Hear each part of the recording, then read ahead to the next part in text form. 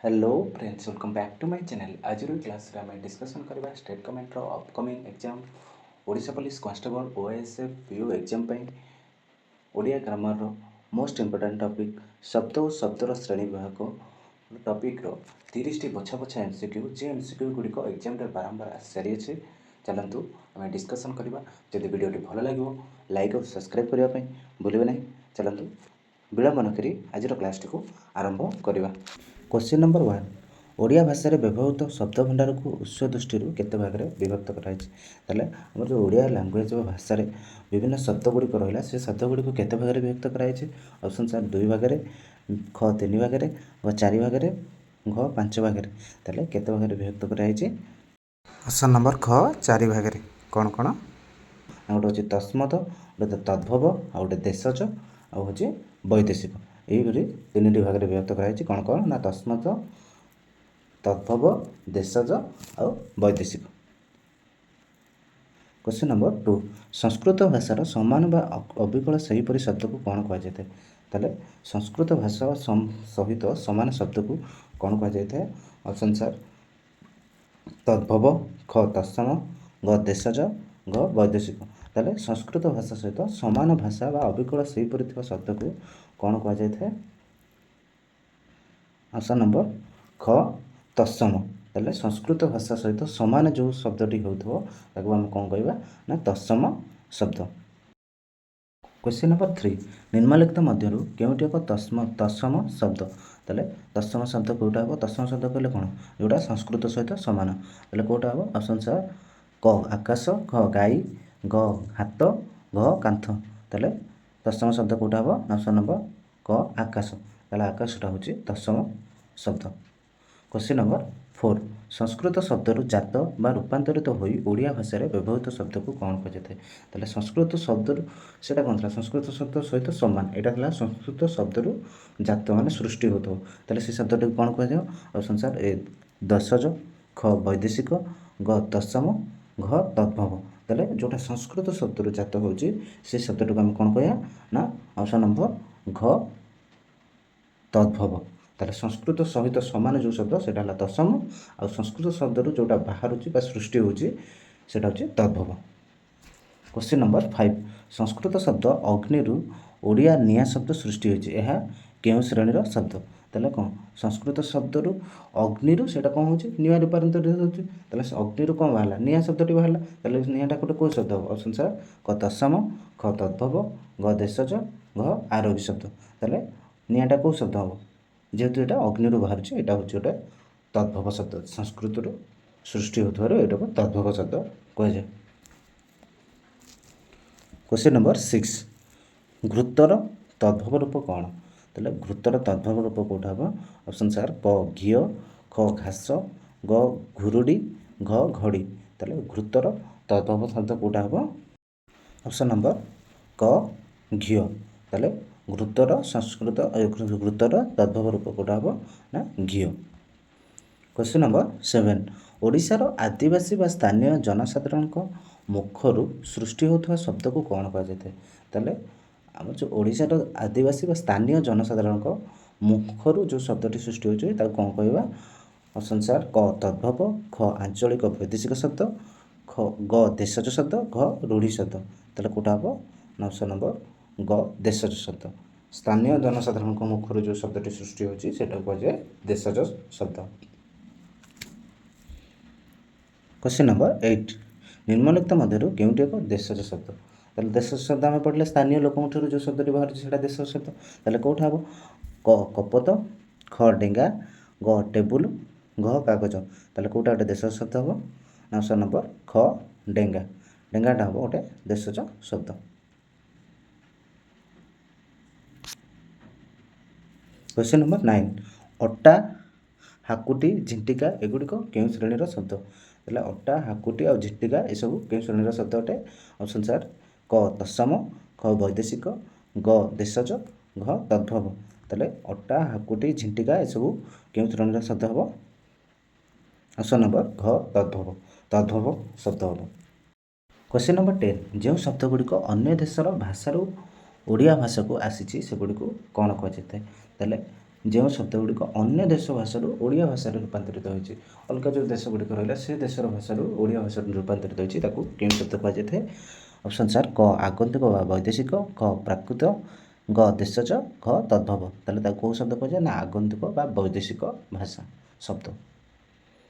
Question number 11 आईन अदालत जमीदार एगुड़िक मुख्यतः क्यों वैदेशिक शब्द आम तो वैदेशिक शब्द जानले किंतु वैदेशिक शब्द ये कौ देश आसी आईन अदालत और जमीदार ऑप्शन सार क इंग्राजी ख पोर्तुगीज ग जापानिक बा अरबी फारसी घ तुर्की ताले क्यों देश आसी ना ऑप्शन नंबर ग जापानिक बा अरबी और फारसी देश आसी शब्द गुड़िक। क्वेश्चन नंबर 12 बाल्टी फिता आलमारी एगुड़िक ओडिया भाषा व्यवहृत क्यों विदेशी शब्द ताले एगुड़िक आम ओडिया भाषा व्यवहृत होते सब क्यों देश आसी ऑप्शन सार क ओलंताज ख पोर्तुगीज घ फरासी घ तुर्की ताले बाल्टी फिता और आलमारी एगुड़िक क्यों देश आसी ऑप्शन नंबर ख पोर्तुगीज रू यह शब्द आसी।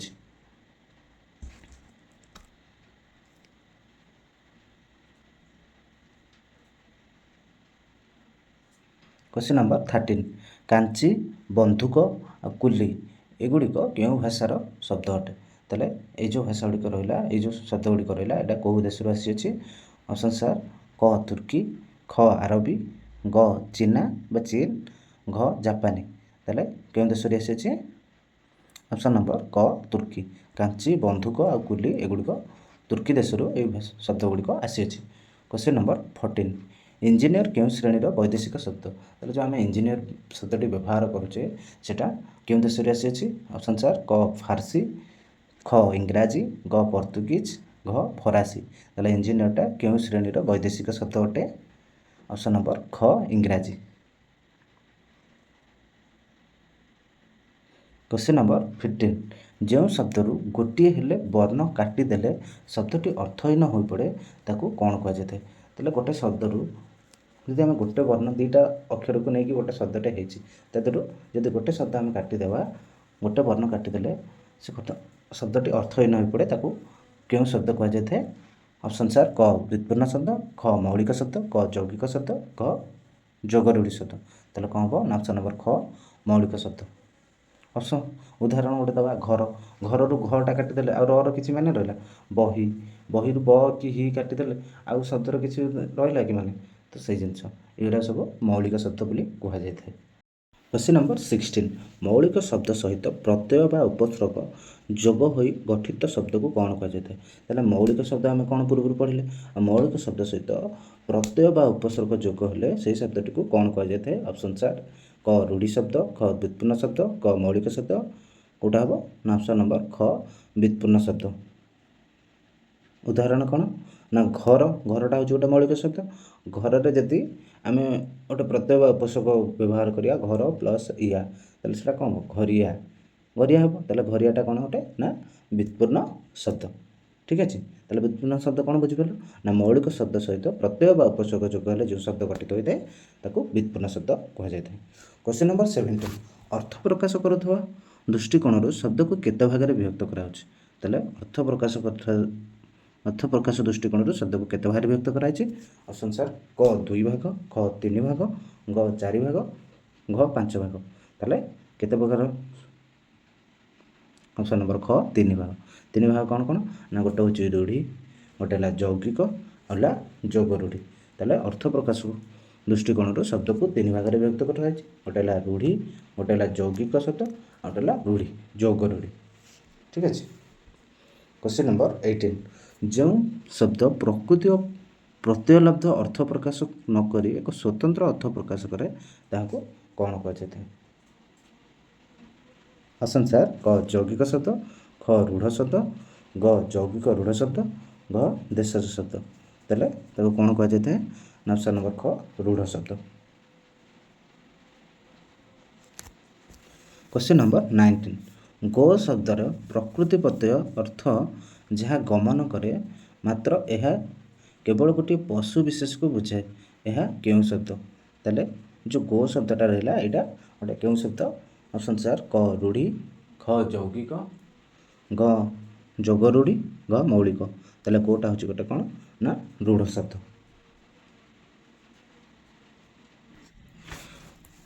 क्वेश्चन नंबर 20 ଯେଉଁ ଶବ୍ଦଗୁଡ଼ିକର ଅର୍ଥ ସେମାନଙ୍କର ପ୍ରକୃତି ଓ ପ୍ରତ୍ୟୟର ଅର୍ଥ ସହିତ ସମାନ ହୋଇଥାଏ ସେଗୁଡ଼ିକୁ କ'ଣ କୁହାଯାଇଥାଏ?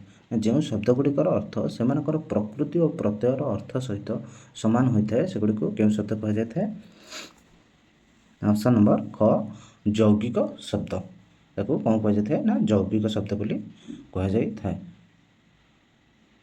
क्वेश्चन नंबर 21 କର୍ତ୍ତବ୍ୟ କ୍ରୋଯୁକ୍ତ ତବ୍ୟ ଶବ୍ଦଟି କେଉଁ ଶ୍ରେଣୀର ଶବ୍ଦ? ଯେଉଁ କର୍ତ୍ତବ୍ୟ ରହିଲା ଏଇଟା କେଉଁ ଶବ୍ଦ? ଅପସନ୍ ସାର୍ କ ରୂଢ଼, ଖ ଯୌଗିକ ରୂଢ଼, ଖ ଯୌଗିକ, ଘ ବ୍ୟୁତ୍ପନ୍ନ। ତାହେଲେ କର୍ତ୍ତବ୍ୟଟା ହେଉଛି ଗୋଟେ ଯୌଗିକ ଶବ୍ଦ। क्वेश्चन नंबर 22 ଯେଉଁ ଶବ୍ଦର ଅର୍ଥ ପ୍ରକୃତି ପ୍ରତ୍ୟୟଗତ ଅର୍ଥକୁ ସମ୍ପୂର୍ଣ୍ଣ ଅନୁସରଣ ନ କରି କେବଳ ଗୋଟିଏ ନିର୍ଦ୍ଦିଷ୍ଟ ଅର୍ଥକୁ ବୁଝାଇଥାଏ ତାହାକୁ କ'ଣ କୁହାଯାଇଥାଏ? ଅପସନ୍ ସାର୍ କ ଯୋଗରୂଢ଼ ଶବ୍ଦ, ଖ ରୂଢ଼ ଶବ୍ଦ, ଗ ଯୌଗିକ ଶବ୍ଦ, ଘ ଦେଶଜ ଶବ୍ଦ। ତାହେଲେ କ'ଣ କୁହାଯାଇଥାଏ ନା ଯୋଗରୂଢ଼ ଶବ୍ଦ। क्वेश्चन नंबर 23 ପଙ୍କଜରେ ଜାତ ହୁଏ ଯେ ତାକୁ କ'ଣ ପଙ୍କଜ କୁହାଯାଇଥାଏ? କହିଲେ କେବଳ ପଦ୍ମକୁ ବୁଝାଏ। ଏହା କେଉଁ ଶ୍ରେଣୀର ଶବ୍ଦ? ତାହେଲେ ଯେଉଁ ପଙ୍କଜଟା ରହିଲା ଏଇଟା କେଉଁ ଶବ୍ଦ? ଅପସନ୍ ନମ୍ବର ଗ ଯୋଗରୂଢ଼ ଶବ୍ଦ। क्वेश्चन नंबर 24 ଜଳଦି ଶବ୍ଦଟି କେଉଁ ପ୍ରକାର ଶବ୍ଦ? ତାହେଲେ ଜଳଦିଟା ଗୋଟେ କେଉଁ ଶବ୍ଦ?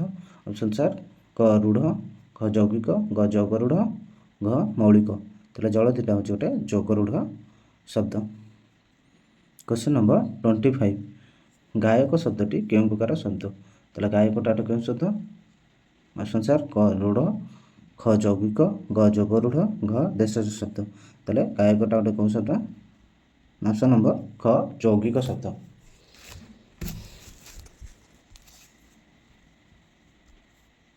क्वेश्चन नंबर 26 ଚାଉଳ ଶବ୍ଦଟି କେଉଁ ଶ୍ରେଣୀର ଅନ୍ତର୍ଭୁକ୍ତ? ତାହେଲେ ଚାଉଳ ଶବ୍ଦଟା କେଉଁ ଶବ୍ଦ ହେବ? ଅପସନ୍ ସାର୍ କ ତତ୍ସମ, ଖ ତଦ୍ଭବ, ଗ ଦେଶଜ, ଘ ବୈଦେଶିକ। ତାହେଲେ ତସ୍ମତ ଶବ୍ଦଟା ଚାଉଳ ଶବ୍ଦଟା କେଉଁ ଶବ୍ଦ ଅଟେ? ଅପସନ୍ ନମ୍ବର ଗ ଦେଶଜ ଶବ୍ଦ। क्वेश्चन नंबर 27 କବି ଶବ୍ଦଟି କେଉଁ ଶ୍ରେଣୀର ଶବ୍ଦ? ତାହେଲେ କବିଟା ଗୋଟେ କେଉଁ ଶ୍ରେଣୀର ଶବ୍ଦ? ଅପସନ୍ ସାର୍ କ ତତ୍ସମ, ଖ ତଦ୍ଭବ, ଗ ଦେଶଜ, ଘ ଯାବନିକ। ତାହେଲେ କବି ହେଉଛି ଗୋଟେ ତତ୍ସମ ଶବ୍ଦ। क्वेश्चन नंबर 28 ଡାକ୍ତରଖାନା ଶବ୍ଦଟି କେଉଁ ଦୁଇଟି ଭାଷାର ମିଶ୍ରଣରେ ଗଠିତ? ତାହେଲେ ଡାକ୍ତରଖାନା ଶବ୍ଦଟା ଯେଉଁଟା ରହିଲା ସେଇଟା କେଉଁ ଦୁଇଟି ଦେଶର ଶବ୍ଦରେ ଗଠିତ ଅଟେ? ଅପସନ୍ ନମ୍ବର ଖ ଇଂରାଜୀ ଆଉ ଫାର୍ସି। କେମିତି ନା ଡାକ୍ତରଖାନା ହେଉଛି ଦୁଇଟା ଇଏକୁ ନେଇକି ଡାକ୍ତର ଯୁକ୍ତ ଖାନା। ଡାକ୍ତରଟା ହେଉଛି ଇଂରାଜୀ ଶବ୍ଦ ଆଉ ଖାନାଟା ହେଉଛି ଫାର୍ସି ଶବ୍ଦ। क्वेश्चन नंबर 29 ଏକ ବା ଏକାଧିକ ବର୍ଣ୍ଣ ମିଳିତ ହୋଇ କୌଣସି ଅର୍ଥ ପ୍ରକାଶ କରୁଥିଲେ ତାକୁ କ'ଣ କୁହାଯାଇଥାଏ? ଅତି ସହଜ କ୍ୱେଶ୍ଚିନ୍। କ'ଣ ହେବ ଆର ଆନ୍ସର୍? ଅପସନ୍ ନମ୍ବର ଗ ଶବ୍ଦ। ବର୍ଣ୍ଣ ମିଳିତ ହୋଇ କୌଣସି ଅର୍ଥ ପ୍ରକାଶ କରୁଥିଲେ ତାକୁ ଶବ୍ଦ କୁହାଯାଇଥାଏ ଆଉ ଶବ୍ଦ ମିଳିତ ହୋଇ କୌଣସି ଅର୍ଥ ପ୍ରକାଶ କରୁଥିଲେ ସେଟାକୁ ବାକ୍ୟ କୁହାଯାଏ। क्वेश्चन नंबर 30 ହାତୀ ଶବ୍ଦଟି ସଂସ୍କୃତ ହସ୍ତି ଶବ୍ଦରୁ ଆସିଅଛି ଏହା କେଉଁ ଶ୍ରେଣୀର ଶବ୍ଦ?